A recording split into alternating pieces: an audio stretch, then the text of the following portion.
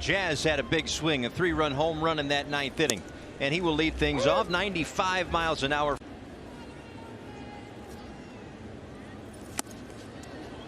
Swings over the top of that chain plus and is at the top of the rotation for the Milwaukee Brewers. Outside 1-2. Yeah, you would have to say he's probably one of the best pitchers in all of baseball with what he's been doing and the numbers he's been putting up. And you're throwing that cutter, mixing in with the slider. There's that cutter, and it's a slider, and it's 96 miles an hour. And then he's got that curveball too. He gets Jazz. That's the first out of the inning. But the motions are really different. I'll explain in a second after Aguilar takes a pitch outside. Mad Bum kind of twists away from you, shows you with 2 strikes. So those are the pitches that he likes to throw to strike guys out with.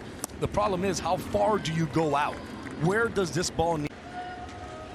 It's ahead, 2 balls and no strikes. Aguilar, and he goes after this one, lifts it out to right field. Racing in is Renfroe, and he's able to make the catch. That's out number 2.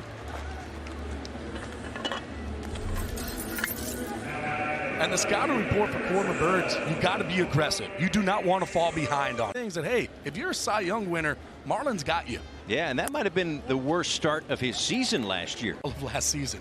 So in a game, he only gave up 8 hits, 4 more. That's unbelievable for a pitcher to do.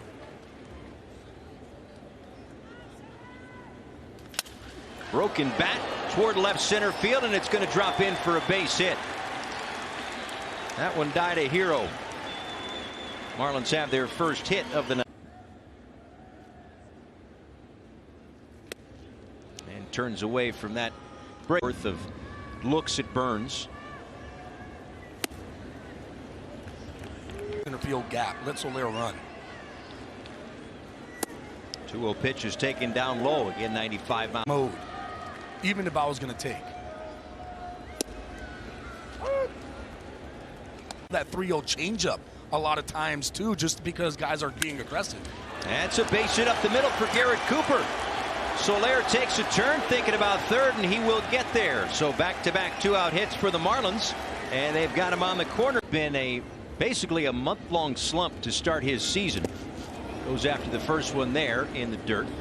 Blocked by Caratini, no advantage. 0-1 coming from Burnes. Now let's take you back to that home run. In fact, 3 of his top 10 hardest hit balls. 1 ball, 1 strike from Burnes is taken inside. I like to. Abby, he goes up there first pitch. He's going to be aggressive, and he gets even his body stance is perfect when he's taking a pitch. That was a breaking ball off the end of the bat. He dribbles one back to the mound. Marlins leave a couple. Burnes. A strike on the outside corner. We apologize. We're working on fixing our pitch cast system, that virtual strike zone there. Where we? Now it's working. Now it's working. You did it. That's it. Press 1 button. Having a home run day. That's kind of what you do, just to let go.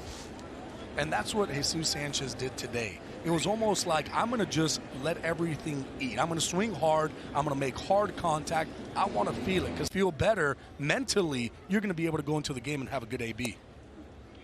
Takes one outside, 95 miles an hour. Missed. Day off comes at the right time too. 16 games, 16 straight days for the Marlins before the off day yesterday. They'll play the Brewers and the Nationals, and they get another off day on the homestand. Then the Braves off 0-2 and then comes back and makes it a 3-2 count. And sends this one out toward left center field. It's tailing away from Lorenzo Cain, but he tracks it down.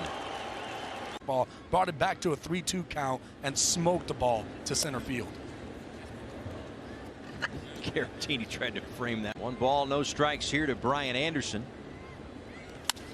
And Andy lines a base hit into center field. So even though he had a couple of days off there, he is back in the on-base streak. On and 1 out. Swing and a miss. I always like to remind them down and in towards righties. So then you got to think, oh, he's going to throw me a sinker in. To third, diving play by Urias, and they go around the horn for the 5 with that injury. So He'll be on the shelf for about a couple of weeks. And again, it's one of those injuries you talk leaks. So there you go. But for a lot of guys, though, you're right. I've seen a lot of players that you even ask them, not feeling anything to be going back onto that field. Jacob Stallings fouls it away. Field, and that opened up the floodgates. And the Marlins scored 8 in the 9th inning on Wednesday. It was just a great at-bat. Another pitch, drove it to right center field. Just unbelievable hitting by him. Did not go, and it's 2-2. And this was 7 more hits, 7 more runs, all with 2 outs. And that's what you like to see out of a team. One, because it gives them that confidence of knowing even if we're down by a good amount, we can come back. To score 8 runs with 2 outs in the 9th inning. They'll try right field again, but it hangs up for Hunter Renfroe on the line drive. I don't know if the off day comes at the wrong time or not, but you know, certainly something that you'd think and hope the Marlins. In those ball games, you're there.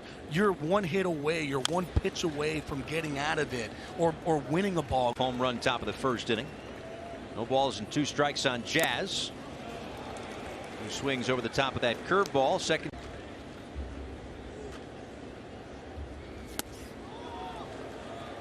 Like they're going to be strikes, but you have to remember too that these balls are coming in very firm, and you got to be ready to hit, and you have to make up your. He comes in with the 2nd highest swinging strike percentage in baseball, so is a lot. Caratini sets up low away corner, and Aguilar does not swing and miss, not by a long shot. It is a long shot, a solo homer, and we're tied at 1.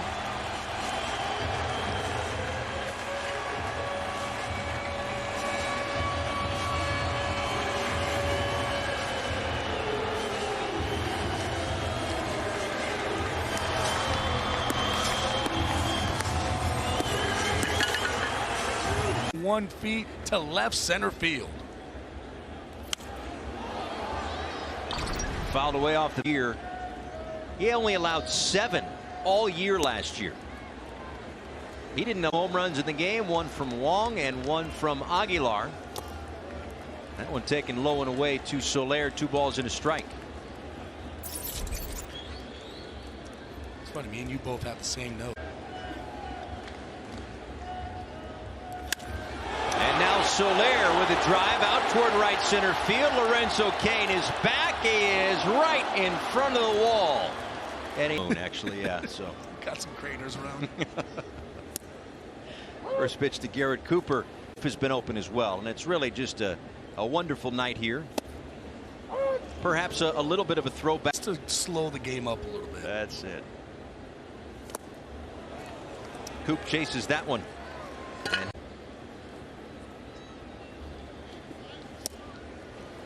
swings and misses on that cutter that just kept. It's not going to be a strike, and if he throws a 4-seam there, you tip your hat to him, but you have to be able to understand.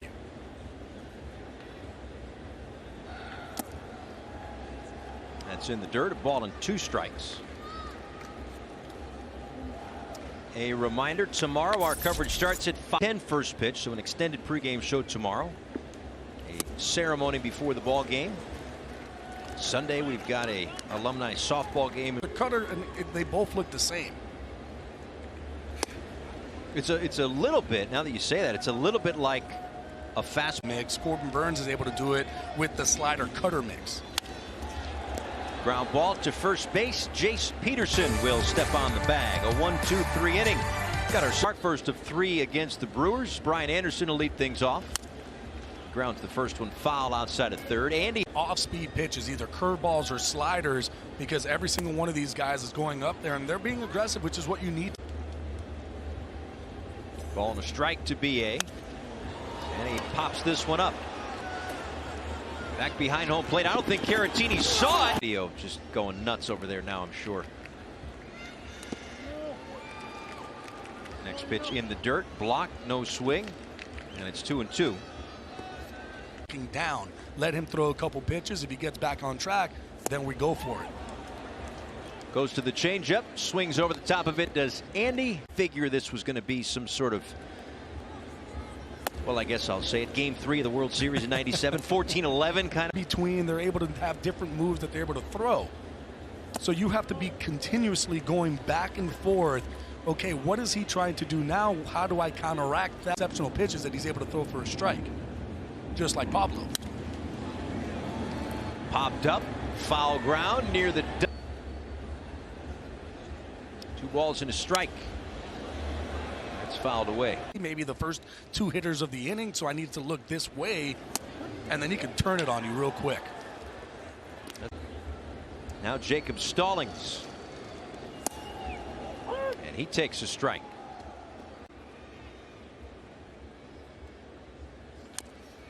And tapped foul, 0-2. Curve for him. Where does he go with 2 strikes here? It's in the dirt. 1 ball, 2 strikes, grounded foul. And you're really starting to see. I mean, we saw him once last year. See him from a distance. You saw him in the postseason a little bit, but you see why he won the first. Really see that a power pitcher, you're usually going to have a little bit more walks because he's not going to be able to throw as many strikes in the location. 1 ball and 2 strikes with 2 outs. It's taken low. When Pete Vukovich won the Cy Young in '82, Raleigh Fingers won in 1981. But it took a little while. Burnes earned it. Discrepancy came in, but boy, with those numbers that he threw up, much deserved and earned. Yeah, quality innings for sure. Pull the balls. If it's out there, he's just going to slap it to right field, get himself a knock. Or go up the middle. Or just go right up the middle. I mean, that's an option for him too. He's now 5 for 14 in his career against Corbin Burnes. So he has to look location. I will look out over the plate, something that I can just hammer to left center field to keep me on that curveball.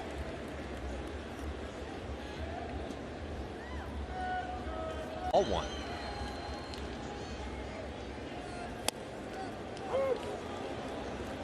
If I'm looking to pull, I have no chance at the curveball. But if I'm looking to go the other way, especially with him that's been beating me with that. 5.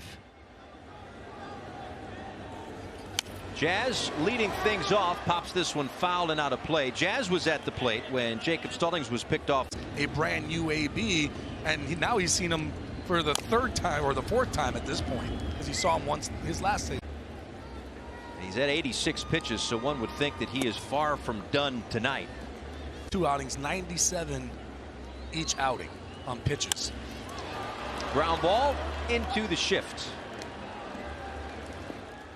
Series before hoisting the trophy for the first time in what was their 5th year of existence. The quickest at the time to ball and no strikes on Jesus Aguilar, who has provided all the offense for the Marlins tonight. 2 home runs in this ball game. 1 Colton Long to start. And then bottom 3 was Aguilar with the 6th home run off of Burnes last year. Bit of a different story. Although it just feels like those are the only runs he's given up this year. Now this will be 87, but you have to think too that Burnes is on the same page as Pablo. That's a fair ball. Aguilar asking about it, and he is tagged out by Caratini. Off of Burnes. Brewers have 2 hits. And Soler, fly ball left field, sends Yelich back, and that might have been just off the barrel. Receiver that was right on the corner that was in, but boy, that changeup was nasty today.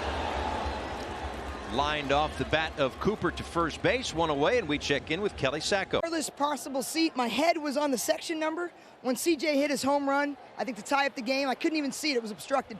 But just the sound, I knew it was gone. So when Edgar hit the winning RBI to bring in Counsell, and gotta love Mr. Stoic, gets the job done every time. I love Jeff. Thank you so much, Stephanie. My pleasure. Brian De La Cruz, thank you guys. Brian De La Cruz flies out to right field. De La Cruz was sitting for Avi Garcia in that spot. So if there was a there.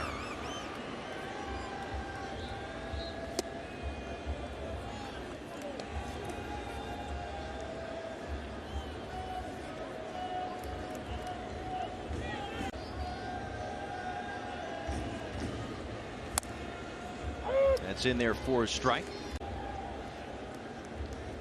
One ball, one strike here to Sanchez, and he takes a low strike. We've seen a little bit of room. Really good ABs today against Corbin Burnes. Swing and a miss. It kicks.